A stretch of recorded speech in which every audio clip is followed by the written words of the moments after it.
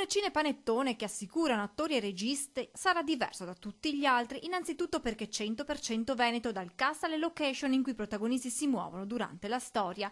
Bianca, Neve e i 7 nati sfigati è una storia che strapperà risate agli spettatori, ma che promette qualcosa di più, come spiega la regista della pellicola Alice Tonini. Questo è un cinepanettone, ma al contempo anche una commedia e anche un film d'autore, perché ha una morale che si capirà alla fine. Un sogno che si avvera per il produttore e attore Thomas Toffoli, che porta nei cinema veneti una storia ironica i cui personaggi sono stati costruiti sulla personalità degli attori che li rappresentano. Mentre parlavo, dialogavo con questi attori che sono oggi e amici, stavo attento alle loro espressioni quando davanti a un caffè o davanti a una pizza, e allora ho dato dei ruoli ben precisi. Il film nasce dal lavoro del CAD sociale vittoriese e dall'Accademia in Scena, che ha formato molti degli attori del cast, alcuni alla loro prima esperienza cinematografica, come Mario Burana e la protagonista Sharon Alario. Ho praticamente realizzato un sogno che avevo e che non ho mai raggiunto in altri ambienti dello spettacolo, avendo fatto anche teatro e qualcos'altro. Comunque è stato veramente divertente, perché il progetto che ha organizzato Thomas assieme ad Alice